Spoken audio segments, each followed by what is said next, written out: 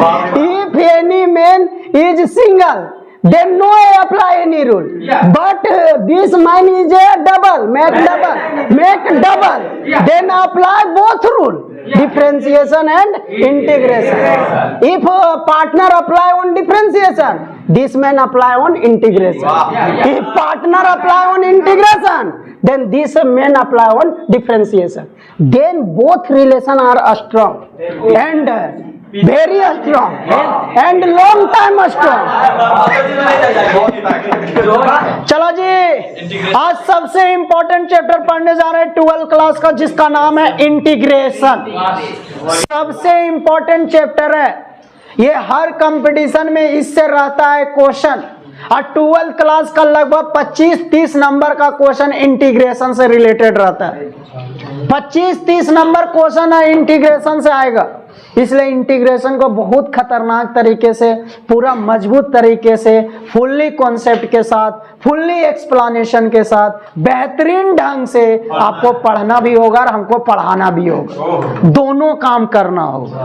हर question को समझना होगा, बेहतरीन ढंग से बनाते कैसे हैं, कॉन्सेप्ट कब कैसे लगाते हैं, कौन सा क्वेश्चन को कैसे बनाना है, कब कौन सा रूल लगाना है, कब कौन सा थ्योरी लगाना है, ये चीज को आपको बहुत बढ़िया से समझना होगा, बहुत बढ़िया बेहतरीन तरीका से सीखना होगा। क्योंकि इंटीग्रेशन एक बहुत लंबा चैप्टर है, क्योंकि इंटीग्रेशन एक बहुत बड़ा चैप्टर है, बहुत लंबा चैप्टर है, बहुत सारा एक्सरसाइज है। एक चैप्टर इंटीग्रेशन है जिसमें 14 को एक्सरसाइज है। सोच लो, एक चैप्टर के अंदर में 14 को एक्सरसाइज, और हर एक्सरसाइज में किसी में 50 क्वेश्चन है, किसी में 70 क्वेश्चन है, किसी में 60 क्वेश्चन है। इस तरह का क्वेश्चन भरा हो, सोच लो। और नियम, रूल, नियम समझो तो बहुत नियम है, बहुत रूल है। तुम आज जो क्वेश्चन पढ़ोगे ना, वो उसी के जैसा 10 दिन के बाद फिर आ जाएगा।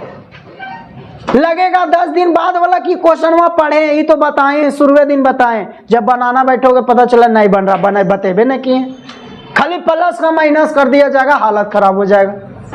केवल पावर 1 का 2 कर दिया, हालत खराब हो जाएगा।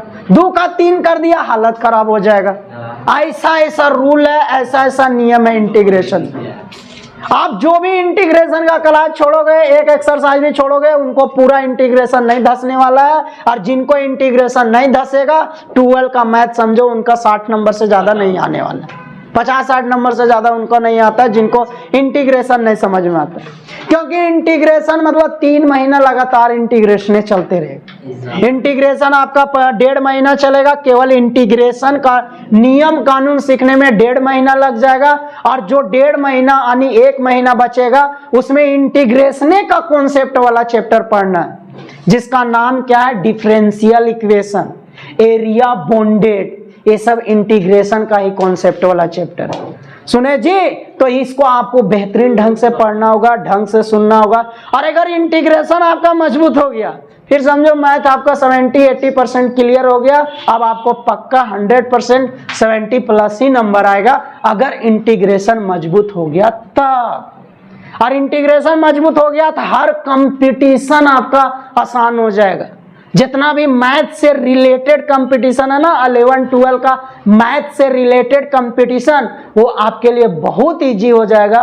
क्योंकि वो सारा कंपटीशन में 12 का मैथ से बहुत सारा क्वेश्चन रहता है, और खास करके 12 का कॉन्सेप्ट इंटीग्रेशन से बहुत सारा क्वेश्चन रहता है। सुने जी, इसलिए हम लोग इसको बढ़िया से पढ़ेंगे, ढंग से पढ़ेंगे, बेहतरीन ढंग से सीखेंगे, सुनेंगे, समझेंगे। क्लियर? इसका रूल भी हम आपको लिख के हिंदी में दे देंगे। पूरा रूल, पूरा नियम कानून हिंदी में लिखा हुआ मिलेगा, ढंग से लिखा हुआ मिलेगा, बेहतरीन ढंग से मिलेगा। अगर आप भुला भी जाइएगा रूल को, तो उसको पढ़ लीजिएगा, उसको देख लीजिएगा, सारा रूल आपको याद आ जाएगा। इंटीग्रेशन बढ़िया से पढ़िए, बढ़िया सुनिए, बढ़िया समझिए, और डेली आइए। बहुत इंपॉर्टेंट रूल है, बहुत सारा नियम कानून है। हम भी कभी कभी औंधा जाते हैं इतना नियम कानून सुने, लेकिन वैसा नहीं मौका मिलेगा आपको। कंफ्यूजन होने का जरा सा भी मौका नहीं दिया जाएगा। हर कॉन्सेप्ट को बढ़िया समझाया जाएगा, और आपको यह भी बताया जाएगा कि कब आपको क्या कॉन्सेप्ट लगाना है। अगर ये नहीं सीखा कि कब क्या कॉन्सेप्ट लगाते हैं, किस तरह क्वेश्चन को कैसे बनाते हैं, अगर ये नहीं सीखा तो पूरा होच पोच हो जाएगा, क्योंकि एक ही जैसा क्वेश्चन रहेगा लेकिन रूल वहां अलग लगेगा एक ही जैसा, अगर तो कल ही पढ़े लेकिन तनु सुन अंतर खाली रहेगा, तनु सुन, उसी में हालत खराब हो जाएगी। ऐसा है इंटीग्रेशन, बहुत खतरनाक कॉन्सेप्ट है और बहुत इंपॉर्टेंट चैप्टर है। और ये 12th में ही पढ़ना है, अच्छा चीज है कि ये आपको पहले पढ़ा दिया जाता है, ये ना कि ग्रेजुएशन वगैरह में पढ़ना रहता तो और आदमी नहीं सीखेगा, क्योंकि ग्रेजुएशन में धीरे धीरे और पढ़ने का कैपेसिटी कम हो जाता है, आदमी एने ओने करे लगता है। तो ये सब की अच्छा बात है कि पहले आपको दे दिया गया कि 12th में पढ़िए। चलिए सीखिए। देखिए इंटीग्रेशन जो होता है से डिफरेंशिएशन का उल्टा प्रोसेस होता है। डिफरेंशिएशन का रिवर्स प्रोसेस को क्या बोलते हैं? इंटीग्रेशन। तो इंटीग्रेशन जो है से डिफरेंशिएशन का क्या है? रिवर्स प्रोसेस है। डिफरेंशिएशन का रिवर्स प्रोसेस, डिफरेंशिएशन का उल्टा रूल, उल्टा नियम को ही क्या बोलते हैं? इंटीग्रेशन। डिफरेंशिएशन कोई भी पार्टिकल को, कोई भी डिफिनिट पार्टिकल को क्या करता है? तोड़ने का काम करता है, उसको स्मॉल स्मॉल पार्ट में क्या करता है? बांटने का काम करता है। और इंटीग्रेशन वही स्मॉल स्मॉल पार्ट को क्या करता है? जोड़ने का काम करता है। इंटीग्रेशन वही स्मॉल स्मॉल पार्ट को जोड़ने का काम, समझे जी? तो जितना भी घर द्वार में, फैमिली में कोई भी अगर घर को बंटवारा करने का, फैमिली को तोड़ने का काम कर रहा है, समझो वो डिफरेंशिएशन का रूल अपना रहा है। और जो आदमी घर को चलाता है, मिला के चलना चाहता है, एक साथ लेके चलना चाहता है, वो क्या चीज का काम करता है? इंटीग्रेशन का। यानी ये डिफरेंशिएशन और इंटीग्रेशन जनरल लाइफ से आया है। Both rule are apply on the general life.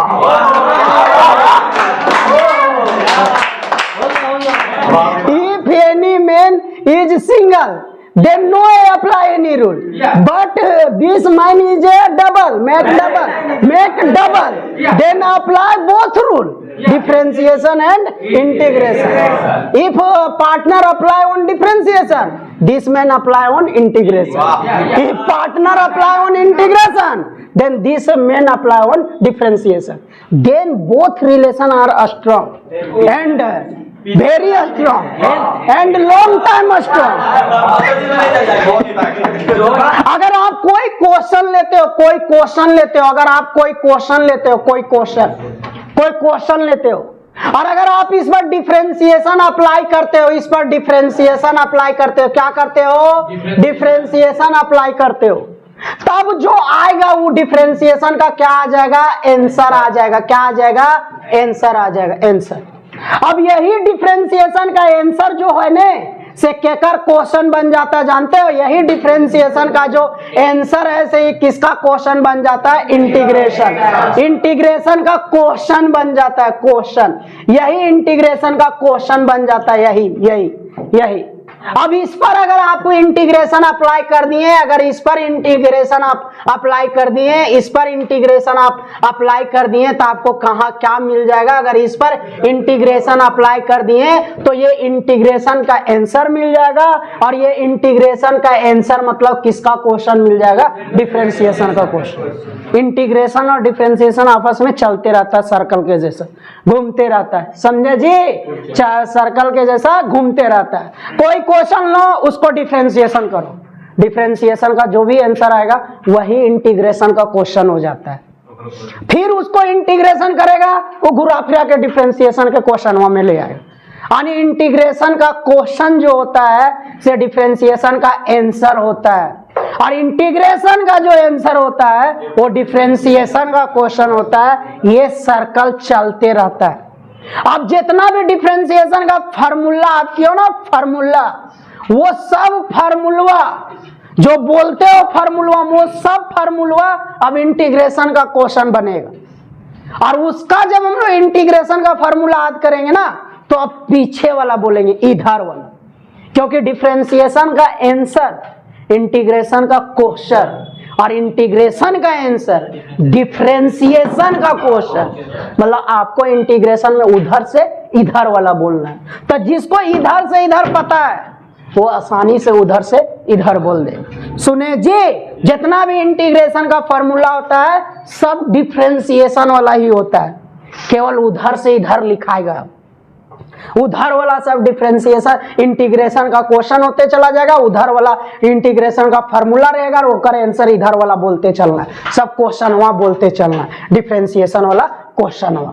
सुने, यही सर्कल है डिफरेंशिएशन और इंटीग्रेशन। याद कर लो, सुन लो कि डिफरेंशिएशन का जो क्वेश्चन होता है वो इंटीग्रेशन का आंसर होता है, और डिफरेंशिएशन का जो आंसर होता है वो इंटीग्रेशन का क्वेश्चन होता है। यानी जो आंसरवा वहां पढ़े हो वो इंटीग्रेशनवा के क्वेश्चनवा में आएगा। अब उसको जब हम लोग इंटीग्रेशन करेंगे तो जो उसका आंसर आएगा सो डिफरेंशिएशन के क्वेश्चन आना चाहिए, यानी अब उल्टा पढ़ेंगे इधर से इधर। तो इसका मतलब कोई भी डिफरेंशिएशन का क्वेश्चन है, आप उसको सही बनाएं कि गलत, आप चेक कर सकते हो। जो आंसरवा आया उसको इंटीग्रेशन कर दो, अगर वो उस आंसरवा से जो इंटीग्रेशन आया, अगर क्वेश्चनवा आ गया डिफरेंशिएशन वाला, तो समझो आप क्या बनाए हो, सही बनाए। समझे जी? इंटीग्रेशन को हम लोग समेशन भी बोलते हैं बाबू, समेशन। इंटीग्रेशन का दूसरा नाम समेशन है, समेशन। इंटीग्रेशन का दूसरा नाम क्या है, समेशन। इसका सिंबल जब हम लोग इंटीग्रेशन का लेते हैं बाबू सिंबल, तो ऐसे लिखते हैं, इस तरह करके। सुने जी, इस तरह करके लिखते हैं, इस तरह करके, थोड़ा सा ऐसे टेढ़ा कर देते हैं। ये एक्चुअली में एस है, एस। इंटीग्रेशन का दूसरा नाम है समेशन। ये एस वर्ड लिया गया है, लेकिन एस से जैसा लिखा नहीं जाता है, एकरा लपेट दिया जा रहा है। समझे? देखिए सुनिए, तो इंटीग्रेशन का जो सिंबल होता है ना, इंटीग्रेशन का सिंबल, सो ये शुरू में लिया जाता है। ये आपका जो है एस शब्द वर्ड से लिया गया है। आपको ऐसे कर देना, लपेट देना। अब ऐसे नहीं को ऐसे कर देना, अब ओरी बोरी स्टाइल देखना, करे लगना है ना। सीख लो, आराम से प्रैक्टिस करो। ऐसे की लिखना है, तनी लंबा। कोई सोच रहा है ऐसे कर देंगे तनु बुड़ुक सर हो जाएगा, अरे ना रे, तनी लंबा खींचना, आग लगा। सुने, ये सब सीख जाएगा। ये चीज लिखेंगे, इसके बाद यहाँ एक्स का टर्म रहेगा, एक्स का टर्म, और एक साथ क्या रहेगा, dx। एक साथ क्या रहेगा, dx। ये कंप्लीट सिंबल हुआ इंटीग्रेशन का। ये पूरा कंप्लीट सिंबल है इंटीग्रेशन का। ये पूरा कंप्लीट सिंबल है किसका, इंटीग्रेशन का। इंटीग्रेशन में ये चिन्ह रहता है, इसके साथ x का टर्म रहेगा और यहाँ dx रहेगा। अगर इसके साथ x का टर्म रहेगा ने, तो यहाँ dx होना चाहिए, तबे इंटीग्रेशन होगा, तबे इंटीग्रेशन होगा। अगर यहाँ x के टर्म है ने, तो यहाँ dx ही होना चाहिए, तब इंटीग्रेशन। अगर यहाँ z का टर्म है, z का टर्म, तो यहाँ dz होना चाहिए, तब इंटीग्रेशन। कोई सोच रहा dx रहता तब होता ना, j फंक्शन रहेगा उसका, j उसमें d होना चाहिए। अगर x में है तो dx में होना चाहिए, अगर z है तो यहाँ dz होना चाहिए। अगर y में है, क्वेश्चन पूरा y में, तो यहाँ dy। अगर क्वेश्चन पूरा t में है, t में, तो यहाँ dt। और अगर क्वेश्चन थीटा में है, थीटा में, तो यहाँ d थीटा। थीटा मतलब अगर मान लो ट्रिगोनोमेट्री का टर्म आ गया इंटीग्रेशन में, तो अगर साथ dx नहीं रहेगा, d थीटा रहेगा। अगर उसका एंगल थीटा में रहेगा तो बगल में d थीटा रहना चाहिए, और अगर वो एंगल x में रहेगा तो बगल में dx होना चाहिए। यानी क्वेश्चन जिस फंक्शन में रहेगा ना बाबू, d वही फंक्शन में होना चाहिए, तब जाकर के वो कंप्लीट सिंबल लगा इंटीग्रेशन का, और तभी जाकर के वो इंटीग्रेशन आपसे बनेगा। अगर यहाँ x में है तो dy, d theta, dz, dt लिख देगा, कोक्रोच नहीं बनेगा। हमर से तो बनबे नहीं करेगा, हमसे बनबे नहीं करेगा।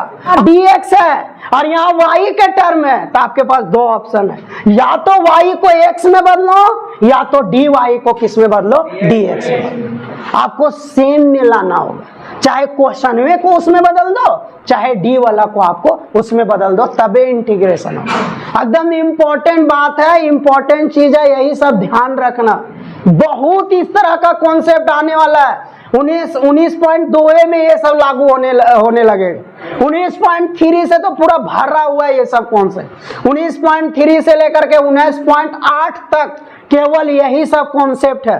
एक्स में रहेगा तुम्हारा यहाँ dz आ जाएगा, अब एक्स को जेड में बदलना होगा तब इंटीग्रेशन होगा।